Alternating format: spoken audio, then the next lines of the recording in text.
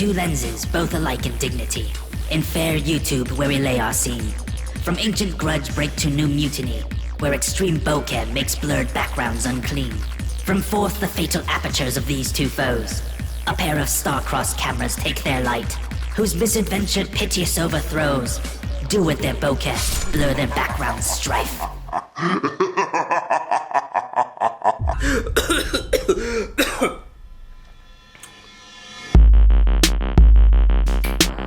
Greetings Earthlings, it's been Aqua. Welcome to episode 1 of BOKEH Battle, which is a new segment on my YouTube where I'm going to take two lenses, two cameras, two something photography relateds, and I'm going to battle them out to see which one gets the juiciest bokeh, aka blurred background, of all time in the galaxy forever. Contestant number 1, the Panasonic Leica 25mm f1.4 lens, and contestant number 2, the Panasonic 25mm f1.7 lens. Both of these lenses are amazing. I use them all the time with my G85 and GX85. The biggest difference between these two lenses is the Leica lens gives you an extra few stops in the aperture. So in theory, it's going to give you better bokeh, but the f1.7 lens gives you really delicious bokeh as well. The Leica lens is $600 retail, where the f1.7 lens is only $150 to $250 retail. So is it really worth spending the extra 500 bones on the Leica lens just to get a little bit more bokeh? I took identical photos with both of these lenses to see which one would deliver better results. I'm also looking at sharpness, dynamic range, fringing, all kinds of juicy stuff. Let's get into it. So on the left we have the Leica 25mm f1.4,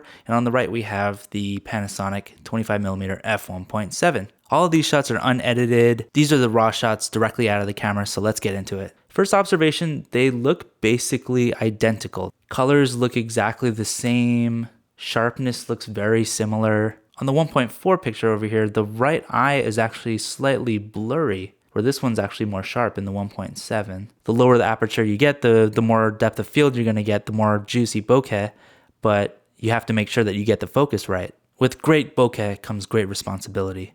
I maybe see a little more color variation on the 1.4 lens. It seems like it picks up a little bit more of the goldish kind of silver details in the shadows. Oh, bokeh balls. Here we go. This bokeh ball is a little bit bigger than this one. I'm noticing a little green fringing in this area right here. I noticed that over here as well. So we get green fringing in both. Great. Check out this beautiful crystal, y'all. They look pretty much identical. The 1.7 looks slightly more sharp, a little bit more dynamic range in the 1.4, but not by much. We get this beautiful bokeh ball right there, with a little bit of green fringing. You get that same bokeh ball over here. It's a little smaller, but is it that much of a difference? I don't know. What do y'all think? Let's check out this blurry area right here, because I noticed a little bit of green fringing going on up here. The lower the aperture, the higher the possibility of green and purple and pink fringing areas around the super blurry, high contrast areas. So other than that, they look pretty similar. So again, we have the 1.4 image on the left here, 1.7 on the right. Let's zoom into the car. Basically exactly the same. This looks a little more blurred out here in the background than over here in the 1.7. Dynamic range looks basically the same in both photos. And then you get this beautiful blue bokeh ball. Sharpness about the same in both photos. Fringing looks alright. Looks similar in both of these. These are so close. Next sample. Y'all, these look so similar. I mean, like most people will be viewing these on a tiny phone anyway. The bokeh here looks very similar. Although I'm noticing, you see this kind of green fringing over here in the 1.4 areas. The same fringing is happening in the 1.7, but it's not as noticeable. Especially when you zoom out, like I don't notice that at all over here. Over here, I actually notice it a little bit. And it's not a deal breaker, but it is something. Sharpness looks really good over here in the 1.4. It looks identical in the 1.7. Colors look basically exactly the same. Shadows both look basically the same as well. There's going to be a lot of me just saying basically the same, basically the same. Are we having fun yet? Okay, so we have this beautiful metal handle. Bokeh balls look good over here. They're bigger again. But I mean, how big do we need the bokeh balls to be, y'all? Does size matter when it comes to bokeh balls? Let me know in the comments. I see the green over here. I don't see it as much over here in the 1.7. And I kind of prefer, even though the bokeh balls are not as big, like do they really need to be that big? Like is this $500 worth of better, bigger bokeh balls? I kind of prefer the smaller $150 bokeh balls over here. I noticed some purple fringing happening right here. It's over here, barely noticeable, beautifully done. Let's check out this beautiful shopping cart. We have, again, the bigger bokeh balls right here. I think we're starting to see a trend, huh? You see a little more color variation here, a little more contrast, actually, in the 1.7. I kind of prefer the 1.7 over here, but over here, it's a little more subdued in terms of color contrast. So maybe with the 1.4, there's a little more raw data to work with. 1.7 actually looks slightly sharper. Interesting. Okay, let's move on. Next example is this beautiful sculpture. The background, which is this kind of high contrast brick background, the 1.4 is blurring that out more. But the 1.7 did a pretty good job as well. These are not bokeh balls, these are actual eyeballs. They both look basically identical in terms of sharpness. I gotta sneeze. That's what more YouTubers need to do, is sneeze in the middle of their screencasts. The horn looks a little sharper over here in the 1.4. Fringing looks all right in this one. I don't really notice as much green or purple. Edges look nice and sharp. All right, next image is a little more colorful here. Oh, who's that handsome guy right there? He looks pretty handsome in both of these photos. I'm very impressed. Colors look basically identical again. This is actually a laser disc. Remember those? Let's check out these bokeh balls. Ooh, fringing, green fringing, yay. Ain't nobody got time for those fringes. But over here in the 1.7, you see it, but it's not as noticeable. Shall we move on? What? Is it just me, or the bokeh balls look like circles with the 1.4 lens, and on the 1.7 lens, they're like these weird football ovals. Somebody mentions the balls in this. I noticed a little bit of that green fringing, again, right here. Not so much in the 1.7.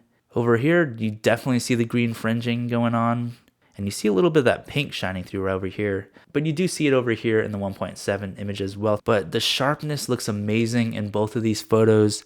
See a little bit of that purple fringing here too. Like over here in the 1.7, it's there, but it's not as noticeable. When you zoom out, you don't really see it either way, but I can kind of see it. I don't know. I'm crazy. All right, move on. Bones. Look at those bokeh balls. So many bokeh balls, so little time. Green fringing. These teeth in the background here, they're blurred out a little bit more in the 1.4, but in the 1.7, I mean, basically the same, maybe a little more contrast in the colors. I see a little bit of that pink fringing going on here. I don't really see it almost at all over here. So nicely done on the 1.7. Although overall, I'm noticing the 1.7 images seem to be slightly more contrasty. All right, leaves. Everybody loves leaves, right? Both of these look, again, the same. But I can visibly see this area right here. You see this pink going on right there? Again, there's that fringing. I don't know why I'm so sensitive to fringing.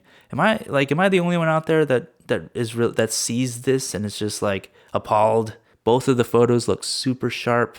What's up with this little line over here? Is this like an alien eyeball communicating everything back to the mothership? This is actually a little bit creepy right here. Like, what is that? The shape is blurred out so much in both of the photos. Like, it could be like an alien about to probe me. And the final image, surprise, surprise, very similar. The biggest difference I see is there is a light post right here that's blurred out more in the 1.4, of course, but in the 1.7 I do notice it, and it's a little distracting in the 1.7, but is it distracting enough that it's a deal breaker for me? Not really. Let's see which one's sharper. They both look pretty identical.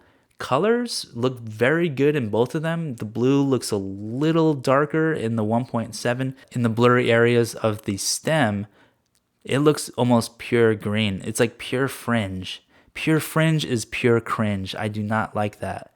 But overall, they look so similar. I actually love both of these images. Good job, Panasonic. Good job, Leica. What lovely, lovely lenses. After looking at all of these tests, you get a really beautiful amount of bokeh with both of these lenses, slightly better with the f1.4 lens, of course. But honestly, if you decide to just get the f1.7 lens, you're gonna get amazing bokeh, super sharp results. And this 1.7 lens is just a steal at only $150. But is it really worth an extra $500 for the Leica lens? Honestly, I would say no. And so, my friends, the winner of Bokeh Battle Episode 1 is is the Panasonic 25mm f1.7 lens. It's cheaper, it's $150. It's such a good value for the price. It gives you juicy, creamy bokeh. It's beautiful for portraits, street photography. It's a little more lightweight than the Leica lens too, which is kind of nice for carrying it around all day. It gives you the same amount of sharpness and dynamic range as the f1.4 lens. You don't have as many fringing problems with the greens and the purple hues on edges, so that means less time spent in post-production. I love this lens. I highly recommend it. Go get it! Go get it right now! I mean, the f1.4 Leica lens is a beautiful lens, don't get me wrong, but that's $600 versus $150 for almost identical photos. But if you're rich as hell, you know you're gonna get the Leica lens anyway, so just get it. It's okay, I won't judge you. When it comes to bokeh, the f1.7 lens is slightly worse than the f1.4 lens, but not $500 extra worse. Both of these lenses deliver juicy bokeh, and both of them feel like $1,000,000. I'll leave links in the description for both of these lenses so you can check them out. Let me know in the comments what you think about all of my tests and the results. If you have any experience with these lenses, I'd also like to hear your feedback in the comments, or you can hit me up on Instagram and Twitter at B3NAQUA. If there are any lenses or cameras that you would like to see in Bokeh Battle, you can leave a comment below as well. Also, I just hit 1,700 subscribers and I'm super thankful for that. So thank you, thank you, thank you. What do you think my goal should be for 2018? Let's see if I can get 10,000 subs. Are you with me? I'm with you too, boo. Anyway, thank you for watching the first episode of Bokeh Battle. Don't forget to annihilate those like and subscribe buttons if you haven't already, and I'll see you in the next video.